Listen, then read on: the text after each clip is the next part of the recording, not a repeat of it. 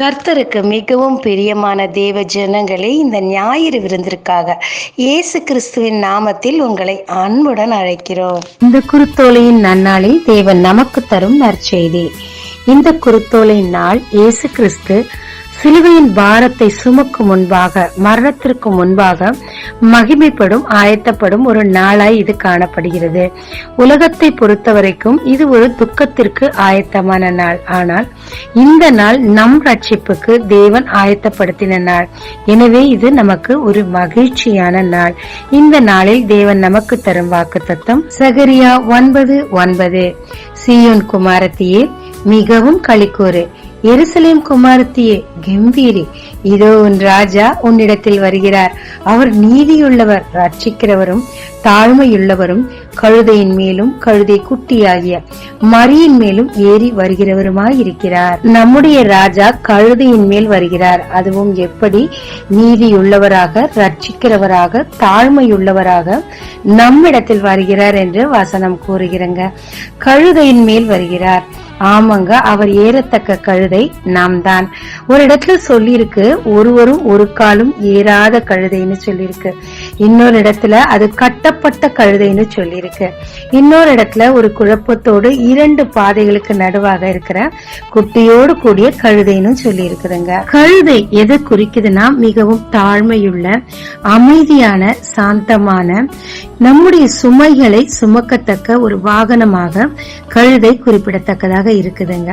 இந்த கழுதை 3 விதத்துல 3 பேரோட வாழ்க்கையில எப்படியெல்லாம் உதவியா இருந்தது, அது நமக்கு என்ன பாடத்தை கற்றுக் கொடுக்கிறதுன்னு சொல்லி பார்க்கலாங்க. முதல்ல மார்க் 11:2. இங்க இயேசு கிறிஸ்து தன் சீஷர்களை பார்த்து, எதிரே இருக்கிற கிராமத்துக்கு போங்க, மனுஷர் ஒருவரும் ஒரு காலும் ஏறிராத ஒரு கழுதை குட்டிய பாப்பீங்க, அதை அவிழ்த்துட்டு வாங்கன்னு சொல்றாங்க. அவங்க போய் பார்த்தப்ப அது 2 வழியில கட்டப்பட்டிருந்த கழுதையா இருந்தது. அந்த கழுதைய கர்த்தரிடத்துல கொண்டு வராங்க. இது என்ன நமக்கு பாடத்தை கற்றுக் கொடுக்கிறது? அதாவது ரொம்ப கன்ஃபியூஸ்டு ஸ்டேஜ் 1. 2வது கட்டப்பட்டிருந்த கழுதை. நம்ம கூட வாழ்க்கையில நிறைய கன்ஃபியூஷன்ஸ் மத்தியில வாழலாம். இது சரியா, அது சரியா, ஒரு புரியாத சூழ்நிலையில வாழலாம். இன்னொன்னு கட்டப்பட்டிருக்கலாம். ஏதோ ஒரு காரியத்துல அடிமைத்தனத்துல கட்டப்பட்டிருக்கலாம். ஆனால் இயேசு கிறிஸ்து கட்டளையிட்டபடியே சீஷர்கள் போய் அந்த கழுதையை அவிழ்த்தார்கள். அதற்கு பிறகு கட்டவிழ்த்த உடனேயே அது எப்படியான கழுதையாய் மாறியது? இயேசு கிறிஸ்துவை தன் தோளில் சுமந்து கொண்டு வழியோரம் அவரை மகிமைப்படுத்திக் கொண்டே வழி நெடுக சென்றது. அந்த வழியில ஃபுல்லா நல்ல ரெட் கார்பெட்ஸ், அந்த மாதிரி பெரிய கார்பெட்ஸ் எல்லாம் விரிச்சு இயேசு சுவாமியை மகிமைப்படுத்திக் கொண்டே இருந்தனர். இந்த கழுதை நினைச்சிருக்கலாம், இதுவரைக்கும் என்னை யாருமே கண்டுக்கல, நான் கட்டப்பட்டிருந்தேன், இயேசு கிறிஸ்தியன் கட்ட அவிழ்க்க சொன்ன உடனே அவருக்குரிய மகிமையும் கனமும் எனக்கு வந்துவிட்டது என்று சொல்லி கூட நினைத்திருக்கலாம். அந்த கழுதையோட குவாலிட்டி தான் என்னன்னா, ஒருவரும் ஒரு காலும் ஏறியிராத கழுதையாய் அது இருந்தது. கர்த்தருடைய கட்டளையின்படி அவரிடத்தில் நடத்தி செல்லப்பட்ட கழுதையாய் இருந்தது. ஆமாங்க, நம்ம வாழ்க்கைய மற்றவங்க பயன்படுத்த முன்னாடி நம்ம வாழ்க்கைய தேவனுக்கு நாம் ஒப்பு கொடுக்கும் போது எப்பேற்பட்ட கட்டுகளாய் இருந்தாலும் தேவன் அதிலிருந்து நம்மை விடுவித்து, எவ்வளவு கன்ஃபியூஷன்ஸ்ல இருந்தாலும் அதை விடுவித்து அவருடைய வாழ்க்கைக்கு நாம் பிரயோஜனமாய் மாறும் போது நம் வாழ்க்கையும் அவர் மூலம் மகிமைப்படுங்க. இயேசு ஏறின கழுத நாம எப்பயும் அவருடைய மகிமை சுமக்கிறவராகவே இருக்கிறோங்க. படிக்காதவங்களா கூட இருக்கலாம். ஆனா பாஸ்டர்னு சொன்ன உடனே, அவருக்குள்ளாக சில வரங்கள் கிரியை செய்த உடனே படித்தவர்கள், கலெக்டர்கள் கூட அவங்க முன்னாடி மண்டியிடுறத நம்ம பார்க்கலாங்க. இயேசுவை நம் வாழ்க்கையில் சுமக்க நாம் இடம் கொடுத்தால் நம்மை அவர் சுமந்து மகிமைப்படுத்துவாருங்க. 2வதாக ஒரு கழுதைங்க. 1 சாமுவேல் 9:1. பென்யமீன் கோத்திரத்தில் உள்ள கீஸ் மகா பராக்கிரமசாலி. ஆனா ஒரு கழுதையை தொலைச்சிட்டாரு பாருங்களேன். சோ கழுதையை தேடுறதுக்காக அவர் சவுல தன் மகனை அனுப்புறாரு. மகனும் போறாரு. அவங்கள பொறுத்த வரைக்கும் அது காணாமல் போன கழுதை. ஆனா அந்த கழுதையோட பெயர் என்ன தெரியுமா? மகிமைக்கு நேராக, ராஜரீகத்துக்கு நேராக நம்மை வழி நடத்தும் கழுதை. அந்த கழுதையை தேட போய்த்தானே தீர்க்கதரிசியை பார்த்து அபிஷேகம் பண்ணப்பட்டு ராஜாவாய் அவர் ஏற்றுக்கொள்ளப்பட்டார். சவுலை தேவன் ராஜாவாய் தெரிந்து கொள்ள பலவிதமான காரணங்கள் இருந்திருக்கலாம். ஆனா நான் நினைக்கிறேன், அவங்க அப்பா ஒரு ஒரு பராக்கிரமசாலி.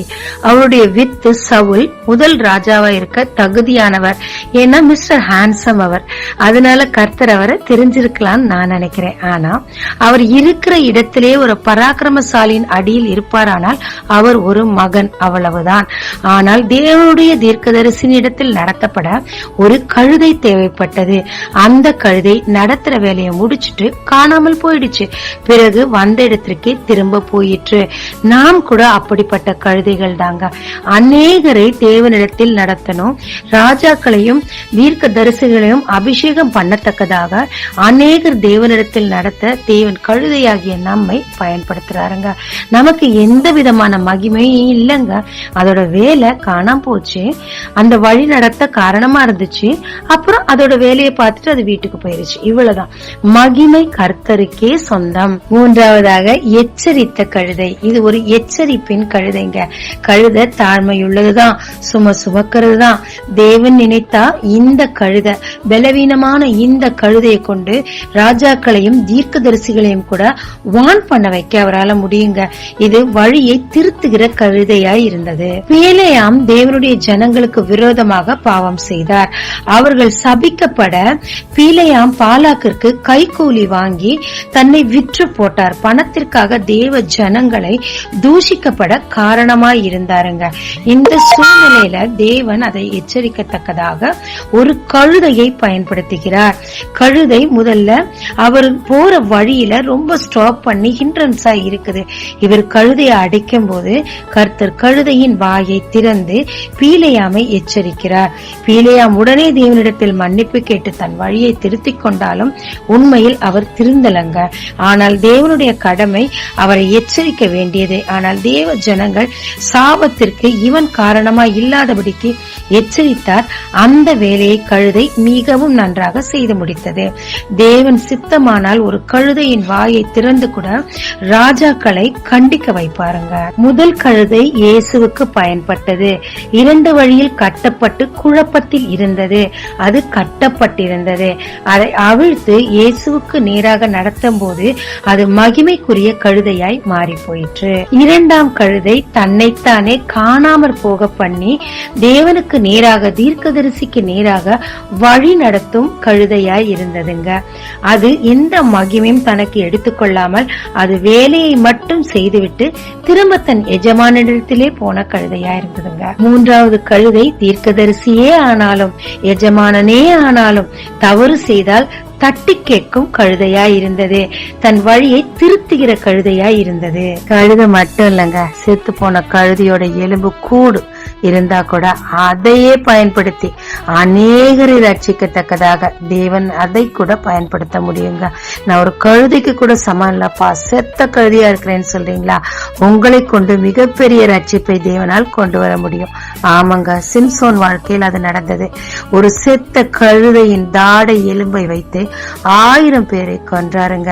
தேவன் நீங்க எந்த சூழ்நிலையில் இருந்தாலும் தேவனால் உங்களை நிச்சயமாய் பயன்படுத்த முடியும். விஷயம் என்னன்னா, அவர் கையில நம்மை நாம் முழுமையா ஒப்பு கொடுத்திருக்கோமா அதை பொறுத்துதாங்க இருக்குது. நம்முடைய கர்த்தர் நம்மை சந்திக்க கழுதையின் மேல் ஏறி வந்தார். ஆனால் நாம் தேவனை சந்திக்க, அநேகர் தேவனை சந்திக்க கழுதையாய் மாறும்போது வழி காட்டும் கழுதையாய், கட்டவிழ்க்கும் கழுதையாய், எச்சரிக்கும் கழுதையாய் கர்த்தர் நம்மை பயன்படுத்தி அநேக மகிமைகளை நமக்கும் நம் மூலம் அநேகருக்கும் இந்த உலகிற்கும் காட்டுவாருங்க. நாம் நம்மை ஒரு கழுதை போல மன தாழ்மையோடு அவர் கரத்தில் நாம் ஒப்பு கொடுக்கப்படுவோமானால் நிச்சயமாய் அவர் அழகாய் நம் மூலம் செய்ய வேண்டிய காரியங்களை செய்து அவர் திட்டங்களை நிறைவேற்றி அவரும் மகிமைப்பட்டு நம்மையும் மகிமைப்படுத்துவாருங்க. ஆனா கழுதைக்குரிய அந்த தாழ்மை மட்டும் நமக்கு இருக்குதான்னு செக் பண்ணி பார்த்துக்கணுங்க. ஜீவிக்கலாமாங்க. தேவரீர் கழுதையின் மூலமாக நீர் எனக்கு கற்றுக் கொடுத்த பாடங்களுக்காக உமக்கு நன்றி. நான் கட்டவிழ்க்கப்பட்டு தேவனுக்கு மகிமை கொண்டு வரும் ஒரு கழுதையாகவும், தேவரீர் மற்றவர்களை தேவனுக்கு நேராக ராஜாக்களை கூட நடத்தும் ஒரு கழுதையாகவும், ராஜாவே ஆனாலும் யாராயிருந்தாலும் தேவன் எச்சரிக்க சொல்லும் போது எச்சரித்து வழியை திருத்திருக்கிற கழுதையாகவும் என்னை நீர் மாற்றுவீராக. தருவீராக. கழுதைக்குரிய மன தாழ்மையையும் மற்றவர்கள் சுமக்கும் சுமையை நான் சுமக்க, மற்றவர்களின் பாரங்களை நான் சுமக்க, மற்றவர்களின் கட்டுகளை நான் அவிழ்க்கும் ஒருவனாக என்னை மாற்றுவீராக. மனத்தாழ்மையோடும் திட்டத்தை நிறைவேற்றும் ஒருவனாக இருக்கத்தக்கதாக கழுதை போல் என்னை தாழ்த்தி உன் கரத்தில் ஒப்புக் கொடுக்கிறேன். இயேசு மூலம் பிதாவே, ஆமென். இயேசு கிறிஸ்துவின் நாமத்தில் இந்த நாளில் உங்களை ஆசீர்வதிக்கும் ஜீசஸ் விஷன்.